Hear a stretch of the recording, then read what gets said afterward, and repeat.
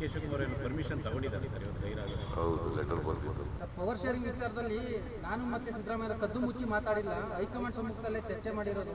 ಇವತ್ತು ಹೈಕಮಾಂಡ್ ನಾಯಕರನ್ನು ಭೇಟಿ ಮಾಡ್ತೀನಿ ಅಂತ ಹೇಳಿ ನಾನು ಅದ್ರ ಬಗ್ಗೆ ಮಾತಾಡಲ್ಲ. ಹೈಕಮಾಂಡ್ ಅವ್ರು ಏನು ಹೇಳ್ತಾರೆ ಅದನ್ನೇ ಅಂತಿಮ. ಅವ್ರು ಹೇಳಿದ್ರೆ ಅವ್ರನ್ನೇ ಕೇಳಿ, ನಂಗೆ ಗೊತ್ತಿಲ್ಲ. ಕರೀದಿರಿ, ಯಾಕೆ ಹೋಗ್ಲಮ್ಮ? ಪ್ರತಾಪ್ ಸಿಂಹನಿಗೆ ಟಿಕೆಟೇ ಕೊಡ್ಲಿಲ್ವಲ್ಲಪ್ಪ. ಇಡೀ ರಾಜ್ಯದ ಪರವಾಗಿ ಇವತ್ತು ಸರ್ಕಾರ ಅವರಿಗೆ ಮಾಲಾರ್ಪಣೆಯನ್ನು ಮಾಡಿ ಗೌರವವನ್ನು ಸೂಚಿಸ್ತಕ್ಕಂಥ ಕೆಲಸವನ್ನು ಮಾಡ್ತಾ ಇದೆ. ಕೆಂಗಲ್ ಹನುಮಂತಯ್ಯನವರು ಒಬ್ಬ ಪ್ರಾಮಾಣಿಕ ರಾಜಕಾರಣಿ, ಒಬ್ಬ ಧೀಮಂತ ರಾಜಕಾರಣಿ. ವಿಧಾನಸೌಧ ಇದೆಯಲ್ಲ, ಇದೇ ಭಾಳ ಸುಂದರವಾಗಿರ್ತಕ್ಕಂಥ ವಿಧಾನಸೌಧ. ಇದನ್ನು ಕೆಂಗಲ್ ಹನುಮಂತಯ್ಯನವರು ಅವರ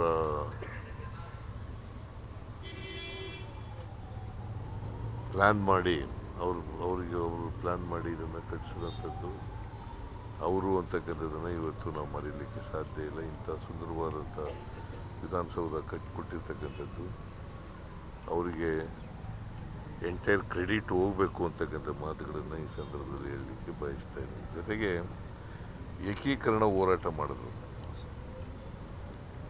ಇವತ್ತು ಕರ್ನಾಟಕ ಏಕೀಕರಣ ಆಗಿದ್ರೆ, ದೇಶದಲ್ಲಿ ಏಕೀಕರಣ ಆಗಿದ್ರೆ,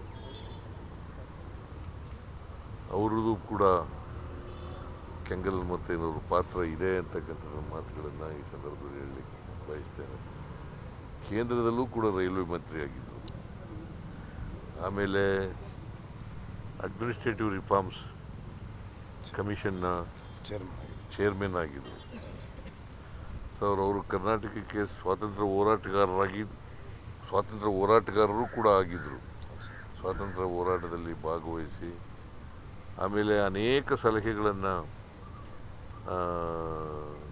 ಸಂವಿಧಾನ ರಚನಾ ಸಮಿತಿಗೆ ಕೊಟ್ಟಿದ್ದರು ಅಂತಕ್ಕಂಥದ್ದನ್ನು ಕೂಡ ಇವತ್ತು ನಾವು ಮರೀಲಿಕ್ಕೆ ಸಾಧ್ಯ ಆಗಲ್ಲ. ಅಂಥ ಒಬ್ಬ ಧೀಮಂತ ರಾಜಕಾರಣಿ ಈ ರಾಜ್ಯದ ಮುಖ್ಯಮಂತ್ರಿಯಾಗಿ ಮೊದಲನೇ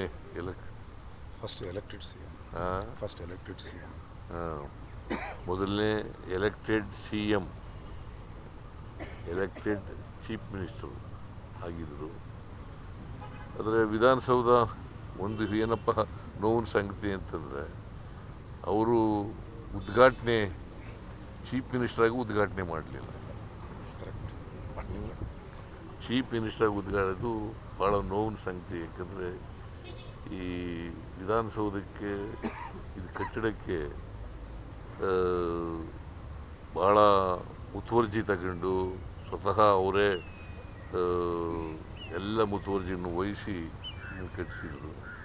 ಅದರ ಉದ್ಘಾಟನೆ ಅವರು ಚೀಫ್ ಮಿನಿಸ್ಟರಾಗಿ ಮಾಡಲಿಲ್ಲ ಅಂತಕ್ಕಂಥದ್ದು ನೋವಿನ ಸಂಗತಿ ಅಂತಕ್ಕಂಥ ಮಾತುಗಳನ್ನು ಈ ಸಂದರ್ಭದಲ್ಲಿ ಹೇಳ್ತೀನಿ. ಅದರಿಂದ ಅವರ ಆದರ್ಶಗಳು ಮತ್ತು ಸಿದ್ಧಾಂತ ನಮ್ಮೆಲ್ರಿಗೂ ಅವು ಮಾರ್ಗದರ್ಶನ ಅಂತಕ್ಕಂಥ ಮಾತುಗಳನ್ನು ಈ ಸಂದರ್ಭದಲ್ಲಿ ಹೇಳಲಿಕ್ಕೆ ಬಯಸ್ತೇನೆ. ಅದರಿಂದ ಭಾಳ ಮುಖ್ಯವಾಗಿ ಪ್ರಾಮಾಣಿಕವಾಗಿದ್ದಂಥ ಒಬ್ಬ ವ್ಯಕ್ತಿ,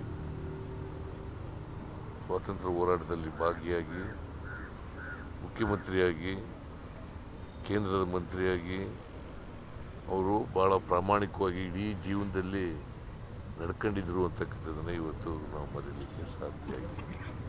ಸೊ ಅಂಥ ಒಬ್ಬ ವ್ಯಕ್ತಿಯ ಜನ್ಮದಿನವನ್ನು ಸರ್ಕಾರ ಆಚರಣೆ ಮಾಡ್ತಾ ಇದೆ. ಅವರಿಗೆ ನಾವು ಮಾಲಾರ್ಪಣೆಯನ್ನು ಮಾಡಿ ಇಡೀ ಸರ್ಕಾರ ಅವರಿಗೆ ಗೌರವವನ್ನು ಸಲ್ಲಿಸ್ತಕ್ಕಂಥ ಕೆಲಸವನ್ನು ಮಾಡಿದೆ. SIRಗೆ ಅಡ್ಡಿಪಡಿಸೋದನ್ನ ಸಹಿಸಲ್ಲ ಅಂತ ಸುಪ್ರೀಂ ಕೋರ್ಟ್ ಹೇಳಿದೆ ನಿನ್ನೆ. ಈಗ ನಾನು ಅದ್ರ ಬಗ್ಗೆ SIR ಬಗ್ಗೆ ಮಾತಾಡಲ್ಲ. ಸುಪ್ರೀಂ ಕೋರ್ಟ್ನವರು ಗೊತ್ತಿಲ್ಲ ಯಾವ ಸಂದರ್ಭದಲ್ಲಿ ಹೇಳಿದ್ದಾರೆ ಅಂತ ಗೊತ್ತಿಲ್ಲ. ನಾನು ನೋಡ್ಬಿಟ್ಟು ಹೇಳ್ತೀನಿ ಅದನ್ನು. ಸರ್, ಈಗ ಬಜೆಟ್ ಸಿದ್ಧತೆ ಹೇಗೆ ನಡೀತಾ ಇದೆ ಸರ್? ಮತ್ತೆ ಕೆ ಶಿವಕುಮಾರ್ ಏನು ಪರ್ಮಿಷನ್ ತಗೊಂಡಿದ್ದಾರೆ ಸರ್ ಇವತ್ತು ಗೈರಾಗೋದು? ಹೌದು, ಲೆಟರ್ ಬರೆದಿದ್ದಾರೆ. ಲೆಟರ್ ಬರೆದು ನನಗೆ ಅಸ್ಸಾಂನ ಮೀಟಿಂಗ್ ಇದೆ, ಅಸ್ಸಾಂ ಚುನಾವಣಾ ಮೀಟಿಂಗ್ ಇದೆ, ಅಲ್ಲಿಗೆ ಹೋಗಬೇಕಾಗಿದೆ ದಿಲ್ಲಿಗೆ. ಅದಕ್ಕೋಸ್ಕರವಾಗಿ ನಾನು ಬರಲಿಕ್ಕಾಗಲ್ಲ. ಪವರ್ ಶೇರಿಂಗ್ ವಿಚಾರದಲ್ಲಿ ಅವರ ಒಂದು ಉಪಸ್ಥಿತಿಯಲ್ಲಿ ಮೀಟಿಂಗ್ ಆಗುತ್ತಲ್ಲ ಪವರ್ ಶೇರಿಂಗ್ ವಿಚಾರದಲ್ಲಿ ನಾನು ಮತ್ತೆ ಸಿದ್ದರಾಮಯ್ಯ ಕದ್ದು ಮುಚ್ಚಿ ಮಾತಾಡಿಲ್ಲ, ಹೈಕಮಾಂಡ್ ಸಮ್ಮುಖದಲ್ಲೇ ಚರ್ಚೆ ಮಾಡಿರೋದು. ಇವತ್ತು ಹೈಕಮಾಂಡ್ ನಾಯಕರನ್ನು ಭೇಟಿ ಮಾಡ್ತೀನಿ ಅಂತ ಹೇಳಿ ನಾನು ಅದ್ರ ಬಗ್ಗೆ ಮಾತಾಡಲ್ಲ. ಹೈಕಮಾಂಡ್ನವ್ರು ಏನು ಹೇಳ್ತಾರೆ ಅದನ್ನೇ ಅಂತಿಮ. ನೀವು ಸುಮ್ಮನೆ ಏನೇನೋ ಪ್ರಶ್ನೆ ಕೇಳಿದ್ರೆ ಪ್ರಯೋಜನ. ಅವ್ರು ಹೇಳಿದ್ರೆ ಅವ್ರನ್ನೇ ಕೇಳಿ, ನಂಗೆ ಗೊತ್ತಿಲ್ಲ. ಹೈಕಮಾಂಡ್ ಏನು ಹೇಳ್ತದೆ ಅದಕ್ಕೆ ನಾನು ಬದ್ಧ. ಇಲ್ಲಪ್ಪ, ನಾನು ಕರೀದಿನ ಯಾಕೆ ಹೋಗ್ಲಮ್ಮ? ಇಲ್ಲಿ ಕೆಲಸ ಇದೆ, ಬಜೆಟ್ ಪ್ರಿಪರೇಷನ್ ಕೆಲಸ ಇದೆ. ಇಲ್ಲಿ ಕರೆದ್ರೆ ಹೋಗ್ತೀನಿ. ಸರ್, ಯತೀಂದ್ರ ಮೇಲೆ ಆರೋಪ ಮಾಡಿದ್ರು ಸರ್. ಪ್ರತಾಪ್ ಸಿಂಹ ಹಸ್ತಕ್ಷೇಪ ಮಾಡ್ತಿದ್ದಾರೆ ನಿಮ್ಮ ಅಧಿಕಾರದಲ್ಲಿ ಅಂತ. ಯತೀಂದ್ರ ಅವ್ರನ್ನ ಪ್ರತಾಪ್ ಸಿಂಹ ವರ್ಗಾವಣೆಲ್ಲ ಮಾಡ್ತಾ ಇದಾರಂತೆ. ಪ್ರತಾಪ್ ಸಿಂಹನಿಗೆ ಟಿಕೆಟೇ ಕೊಡ್ಲಿಲ್ವಲ್ಲಪ್ಪ. ನೋಡಿ, ಪ್ರತಾಪ್ ಸಿಂಹನಿಗೆ ಟಿಕೆಟೇ ಕೊಡ್ಲಿಲ್ಲ. ಹೆಚ್ಚಿನ ವಿಡಿಯೋಗಳಿಗೆ ಪ್ರತಿಧ್ವನಿ ಯೂಟ್ಯೂಬ್ ಚಾನೆಲ್ ಸಬ್ಸ್ಕ್ರೈಬ್ ಮಾಡಿ, ಬೆಲ್ ಐಕಾನ್ ಕ್ಲಿಕ್ ಮಾಡಿ.